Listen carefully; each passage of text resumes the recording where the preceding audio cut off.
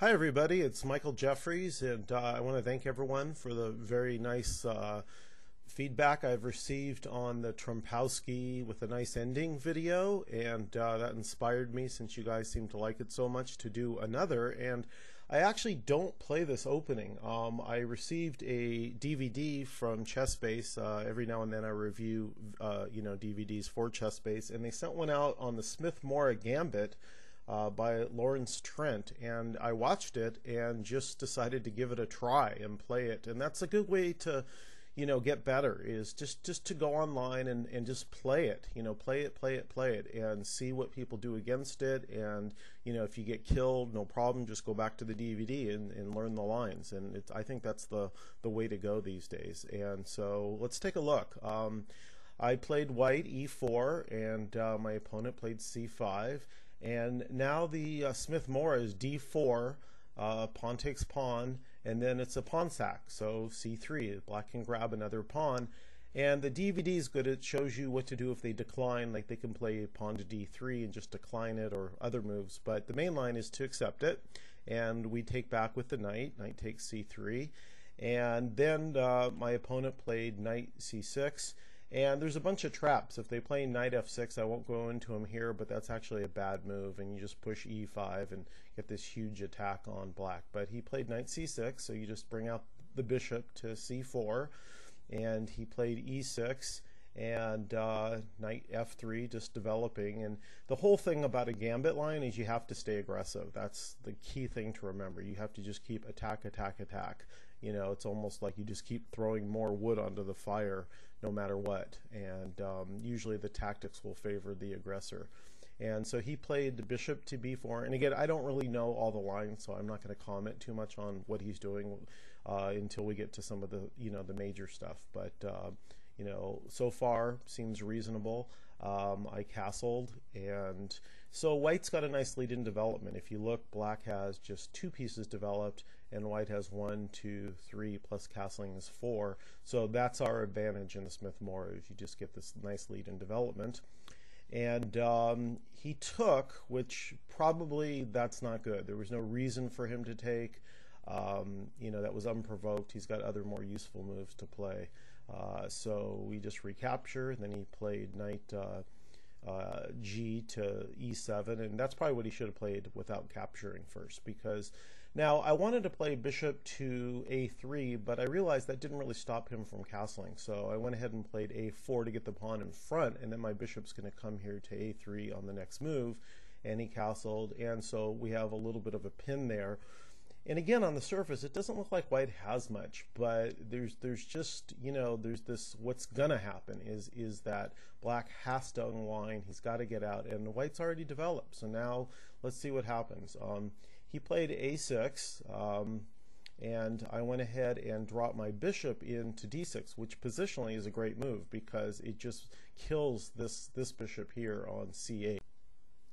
Okay, so with the bishop on d6, my opponent played rook e8, just guarding the knight, and then rook b1 to the open file, putting some pressure on this pawn, wanting to dissuade b5 as his freeing move. So it's a good idea also to keep your attention on what your opponent's trying to do. Sometimes especially beginners will be focusing too much on what they're doing and not really paying attention to what their opponent's doing. And as you get better at chess, you see the stronger players are constantly stopping your counterplay. They just won't allow you to get anything going, and it's very frustrating, and that's what makes them good players. So my opponent played knight a5, hitting the bishop on c4. I just dropped it back. I want to keep that bishop for sure. And then he played b6 because he's got to get that c8 bishop into the game somehow. And then my next move I really like, queen to d4, and that's looking at taking this pawn, and it also centralizes the queen with some ideas at looking at the king. So centralizing the queen is usually a good move. Now I had to look at knight c6 if he were to play that move. That was definitely something I had to consider, but then I was just going to drop my queen back to e3 and think about doing some work over here on the king once I get my forces coordinated. But he played bishop b7 because he had to finish his development.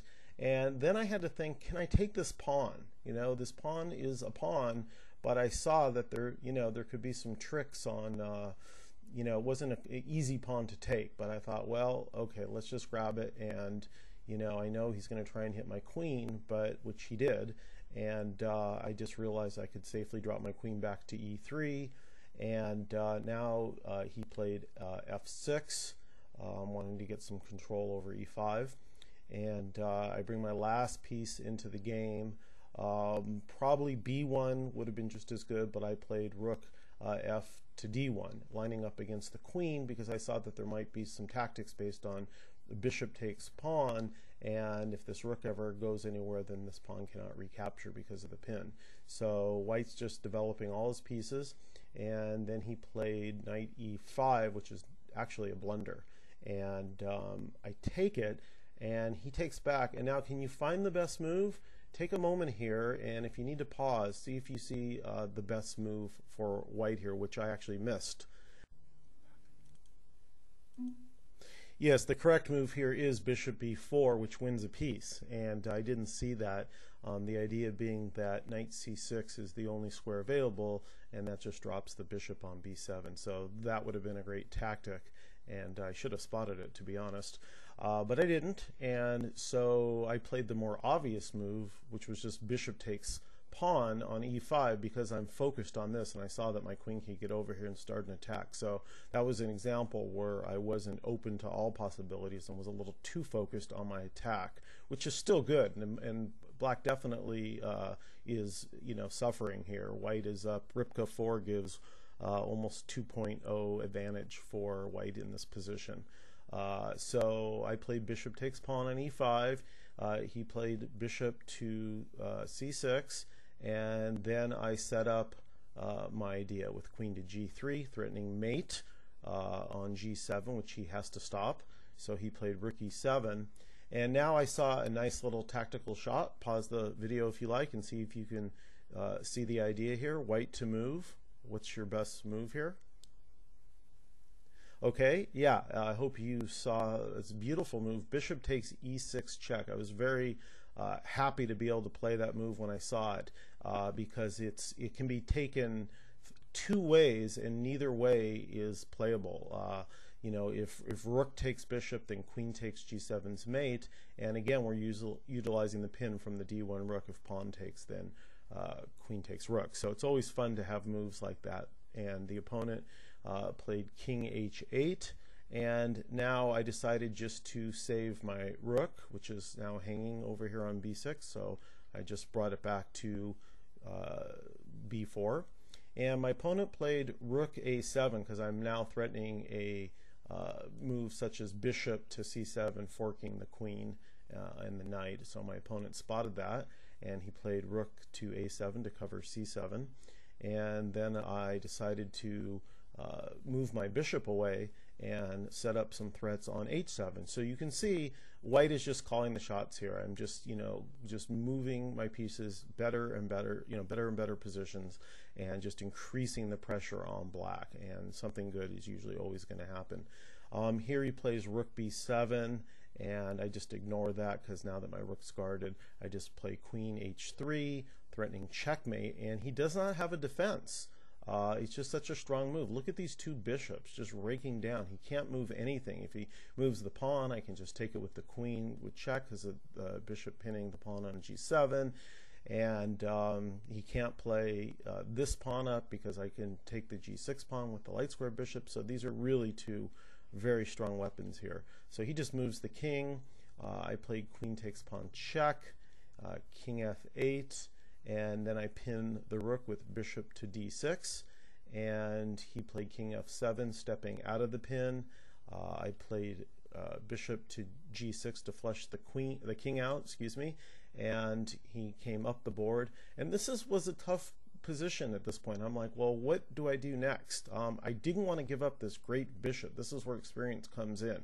I can certainly win the exchange here, but it just wasn't enough. I knew that it was more valuable in this position, this dark square bishop, than his rook there. So I knew I wasn't going to take it. So I decided just to move my bishop And I looked at all kinds of other moves, but I finally decided during the game that, you know, in this blitz game, it was safer just to play bishop back, setting up queen to g6, which I saw was mate.